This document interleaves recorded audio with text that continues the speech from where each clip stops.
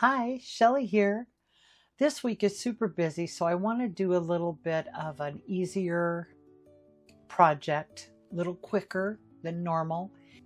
I've got one of my master sheets out that I did a few weeks ago and cutting some strips and then putting it through my old Creative Memories circle punch here.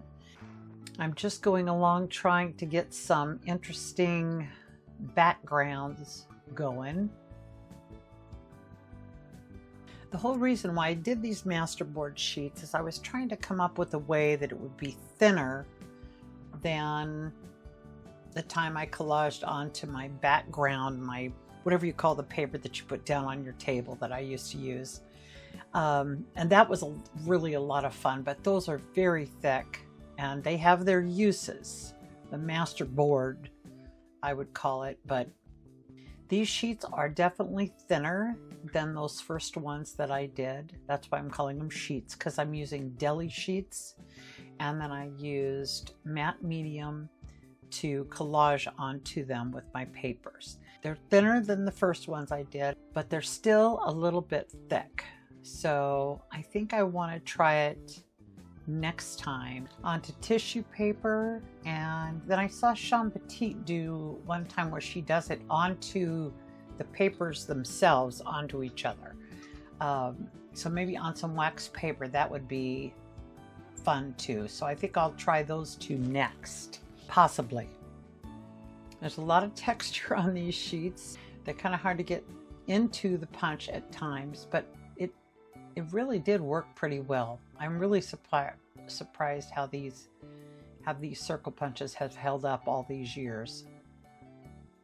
I forgot to mention it, but as you can see here, I'm working on a 12 by 12 hardboard canvas today.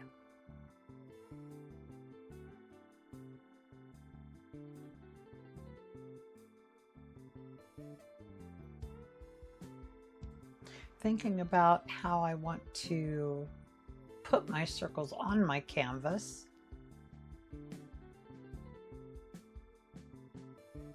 I pull out my Texture Boutique and put a couple of the ones that I'm not going to use through an envelope just to see what I get and if it works, and it does. So I thought, well, that's pretty cool. So I'm just going to pick one that I think would be good. I'm going to go through and texturize them all.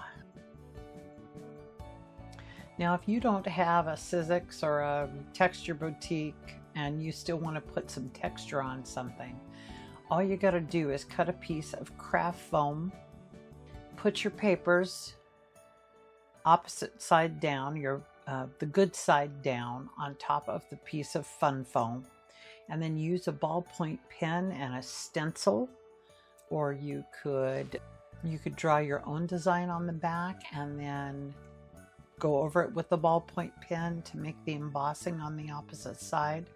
But yeah, it's a fun way to make some good texture. If you want to see it in action, if you look up my Joy canvas from a few years back, I do it with the holly in that video. Now I want to define my edges of my circles, so I get out a StazOn ink pad and I'm just playing around again with the ones that I'm not going to use, just to see, do I want to highlight the texture?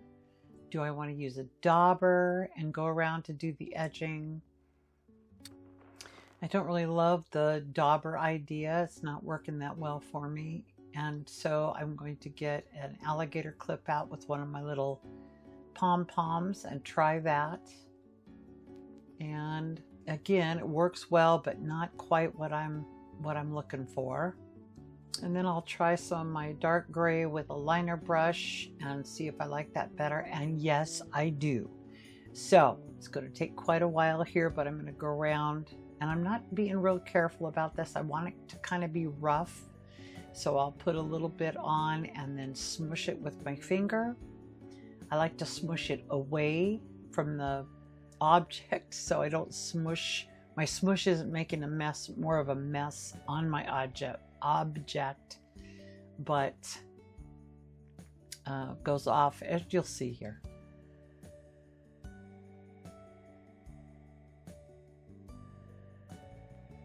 For my background, I just went through my gel prints and I found this one that just purely by accident that it is turned out so cool in my opinion. But it was just a clean off sheet from my last gel print session, and then I wound up coming back in with some circles, and then I put some pink triangles on, or some magenta triangles on top, and I really like the way it looks just as it is. So trying to keep it, my project, quick and easy this week, but good, I hope. My paper, my 12 by 12 deli paper kind of shrinks as I add paint to it. So it's not a perfect 12 by 12. So I decided just to do my edges with some navy and just keep it very simple. So I'm just going to put a bunch of paint on, tap it on, let it dry, and call it good.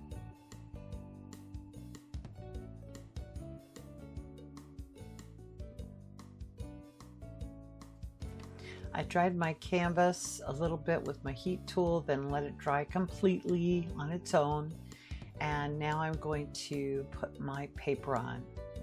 Looking at both ways here, I like both ways, but I like the side view better. And so this is what we're going to go with. Stick that on.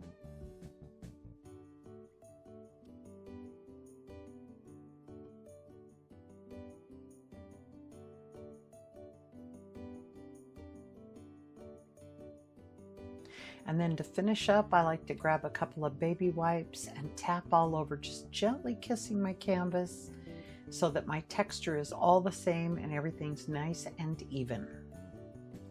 I totally started in and forgot to turn on my camera, so I apologize for that. You didn't miss anything other than the first 4 rows of this stenciling. But I just cut this stencil out of one of my designs. I made it so that there's 5 across and 5 down, so 25 total, to help me line up my circles on my canvas when I glue them on.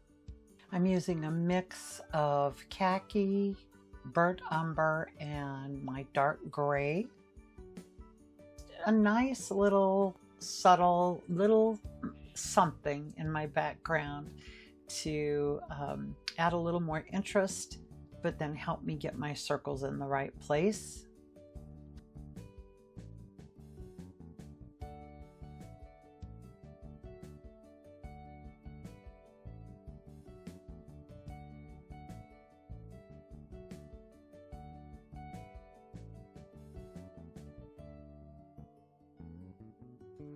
Before I start gluing, I need to go through and decide what I want where.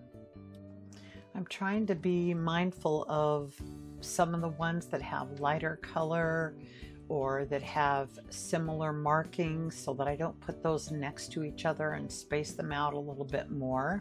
So it takes me a little bit to figure that out.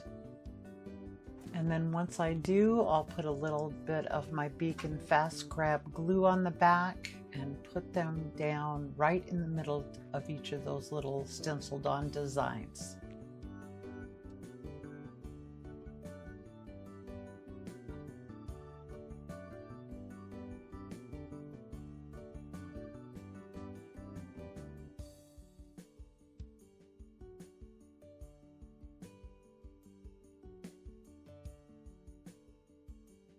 Well, that's my project for this week. I know I always say it, but I really did have a blast doing it. And I loved using my master sheets. I love putting the texture on them. You can see here that, I hope you can see it here. And that's really cool in person.